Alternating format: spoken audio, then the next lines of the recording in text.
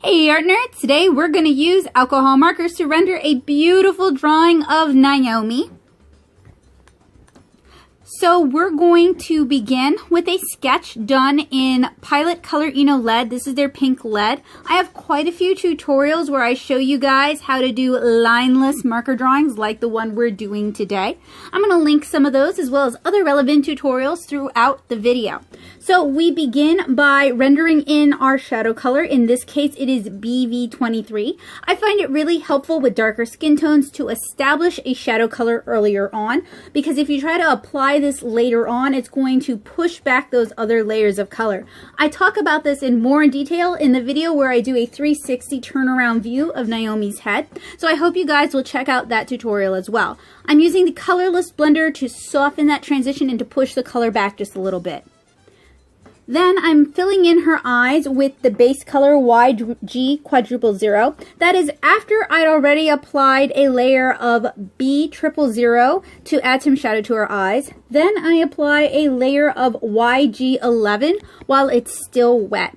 Today I'm working on Blick Studio sketchbook paper, which is a more absorbent paper, so it can run your markers dry, as you guys will see a little bit later on in this tutorial. For her lips, her cheeks, her eyelids, her ears, I use E04 as my beginning blush color, and then I do an all-over fill with E17. Unfortunately, the combination of this super thirsty paper and my already kind of running dry marker means we start to get a lot of really bad streaking. If you encounter this sort of problem and you have no refills for that marker available, or maybe you're waiting for it to come in the mail, what I would recommend you do is do a base color with a lighter tone to sort of prepare the paper, get it ready and accepting of the ink that you're about to put down. It's going to make your main color stretch a lot further and the streakiness won't be as noticeable. It's much harder to try to blend out the streaks using a lighter color after. Now, for the highlights on her face, I'm actually using E00 rather than a colorless blender because it's going to be closer to her actual skin tone. Then I start filling in the shadows on her skin. I tried to do another layer of E17, but as we discussed, it's running really low, so that's not so successful. But I tried to get as much out of it as I possibly could. Murphy's Law, when you're recording YouTube tutorials, if it's gonna die on you, it's gonna die on camera. Next, I apply a layer of E27 to start developing the forms of her face, to start developing some shadows, and to add some depth. Generally, I would like to blend my E27 back out with E17 to soften that transition, and you may see me do that in other alcohol marker videos. I tried to do it here, but the marker is dry, so I wasn't getting much love from it.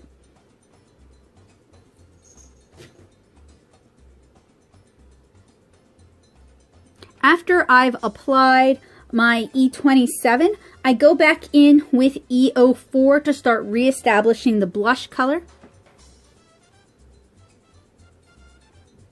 And then I go in with R39 to darken that blush. This is particularly important on her lips.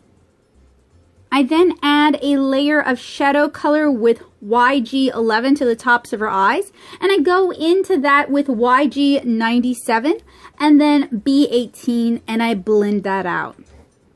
I use R59 to go ahead and add some shadow and detail to her lips, and I use E49 to add the last, or one of the last layers of shadow to her skin.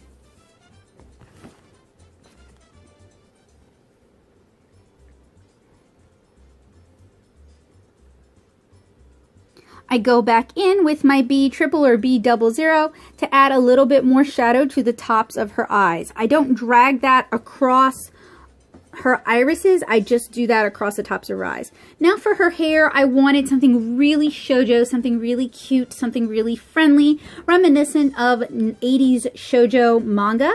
So I used E70 to fill in her hair, leaving lots of white for highlights. And I use this sort of bouncy, springy motion, sort of like little sheep jumping, to fill in the bulk of her hair. This way we can better capture her beautiful curls.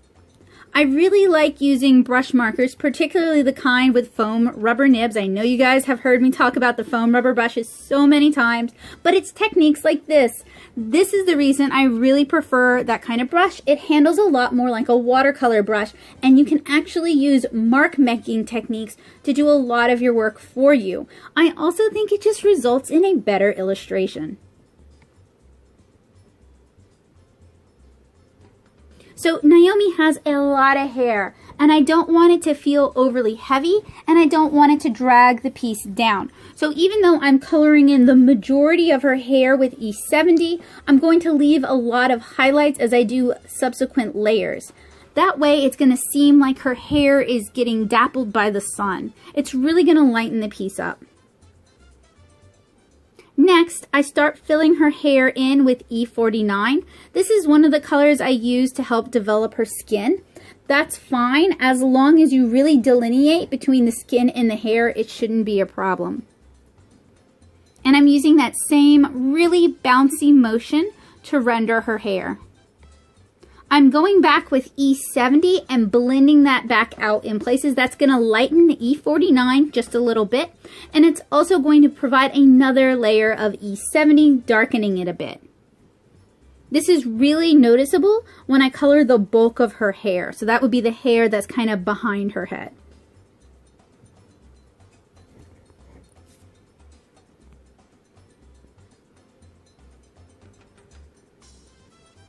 And I'm really letting the super brush do the majority of the work for this illustration.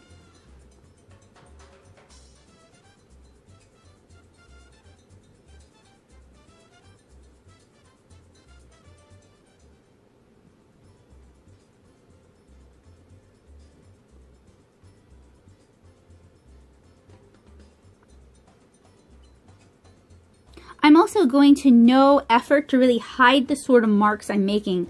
I think the marks still being somewhat visible adds a freshness to it. A lot of my work tends to get very much over-rendered, so leaving that sort of hand of the artist where you can still see the original marks made is a good way to kind of loosen things up and lighten the piece up a little bit. I go back over all that E49 with E70. Again, like I said, it's going to lighten up the E49 just a little bit. It's also going to add another layer of E70, developing those colors and softening the transition between the two colors. When I do alcohol marker pieces, I do a lot of blending between two colors, going back and forth until it's just right.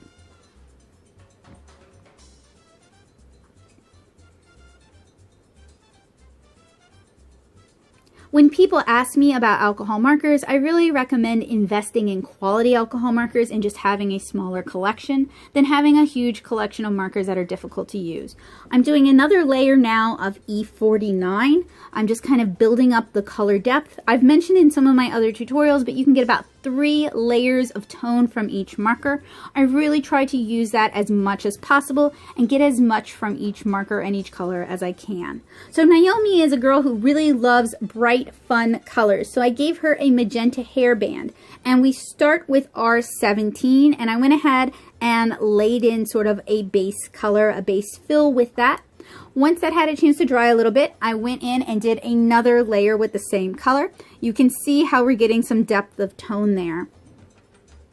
Now, magentas and violets can be somewhat difficult to blend if you're just using Copic markers. So the colors I'm using for her headband today are RV17, RV19, V09, and V05. And I'm kind of working between the 4 colors, adding and blending, adding and blending. So now you're seeing me apply RV19. That is a darker shade of magenta. And I'm just reapplying some of the blush across her cheeks. Once that had a chance to dry, I go in with V05 and I start delineating shadows. The areas behind her hair, the back fold on her headband, the second tie, the one that's behind the first, all get a coat of V05. I'm also going in and adding another layer of curls to her hair. I'm using W9, which is a very dark warm gray. I find that the warm grays are excellent for creating darker skin tones and creating darker hair colors. They have a lot of depth that Copic doesn't quite reach. So I utilize my warm grays, my cool grays, and my neutral grays pretty frequently. It's a great way to really make your collection stretch. I'm going in and adding another layer and coloring on in the inside of her mouth, leaving her teeth still visible, using R59. And then I start adding even darker shadows into her hairband using V09. And I'm going to blend that out just to kind of soften the transition a bit. I'm blending out my layer of W9 in her hair using E49. Again, it's all about building up layers, building up color, building up blends and transitions. So it's a matter of working back and forth until the piece looks the way you want it to look and it has enough contrast. I'm going back into her eyes, just kind of reestablishing some colors. I did another layer of YG97 and blended that out with YG03. Now I'm using Tombo's Furinosuke brush pens. These are actually alcohol marker proof, so you could use them to ink your piece beforehand, but I am using them to ink afterwards. One of the reasons I really like inking afterwards is I don't have to do nearly as much inking as if I had started the piece as an inked piece to begin with. This is a great way to kind of tighten up your lineless alcohol marker illustrations. And what's really cool about the Tombow Furinosuke pens is A, they're available in a bunch of different colors from browns to greens to pinks to purples. 2, they use the same sort of fude nib, the very small, very springy fude nib that I really like when I'm using inking products. So I actually think I prefer these to the Sakura of America brush pens and to the Copic multi-liner brushes because these are just a little bit easier for me to use, but I still get a nice range of colors. So if you have shaky hands, if you find it a little bit difficult to control your Copics and you don't want to ink with your Copics, these, you can get a lot of flexibility in them. They take a lot of abuse without giving out on you, which is really nice. But they're also very capable of very fine lines, and they have a little bit of a stiffer nib than some of the other brush pens I've used. So for someone like me who's very heavy-handed, these are great. I'm using a black brush pen now. I think it's a zebra brush pen, just to ink her eyelashes and her eyelids, as well as the sort of tiny hairs on her eyebrows.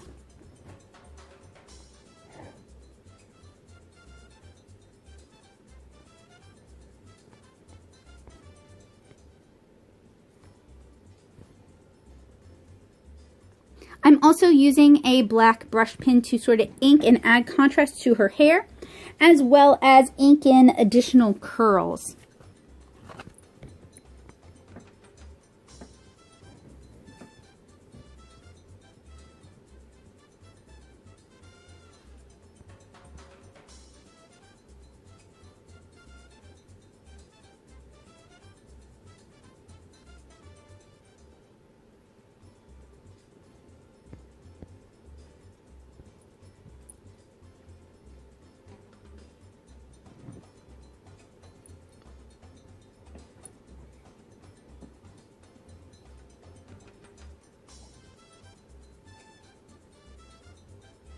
And for her hair curls, rather than inking the whole thing as a solid mass, what I'm trying to do is I'm trying to ink just the shadows, or just enough so you can kind of see the shape of her curls, leaving lots of white highlights. I'm using a much larger brush pen here to ink in some additional curls sort of behind her face, behind her head, because I used Special Black 110 to ink in some of those, or to color in some of those curls, and it wasn't enough contrast, so I wanted to add some more contrast.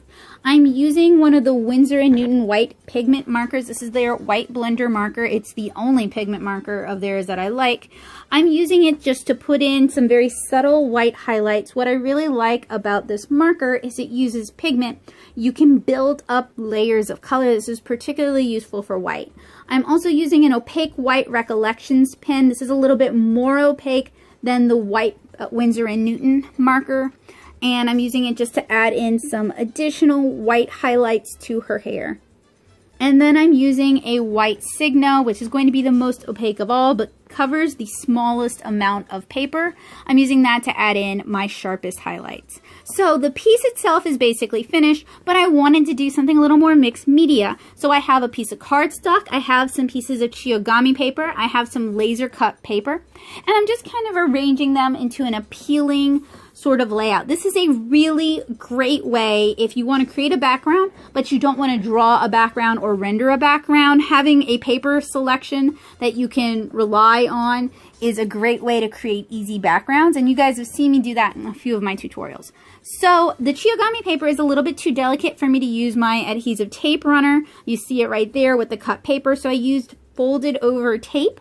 And then I used an adhesive stamper to put adhesive on the cut paper and on Naomi herself.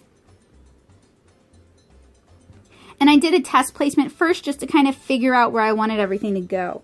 Now I'm applying a laser cut paper circle, and I have here some punched little cherry blossoms that I punched using a hand punch out of Chiogami paper. And I'm going to link all of these materials down in the description below if you want to replicate this look.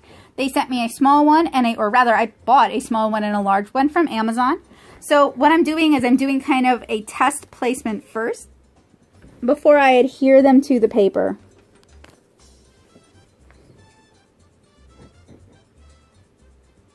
And my little adhesive dabber wants to eat these up. So what I ended up doing was folding over Scotch tape and then cutting tiny bits of it for the smaller blossoms.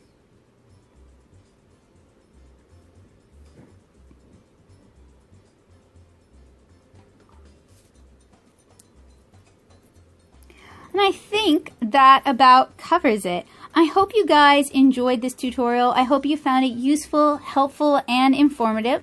If you like what I do and you want to help me continue to do it, you can do that in a couple of different ways. One, you can go ahead and hit subscribe, click that notification button so you never miss an update, you never miss a tutorial, and you never miss a Power Hour art stream. 2, you can join me over on Patreon. And 3, you can take one of my classes here in the Nashville area. Thank you guys so much.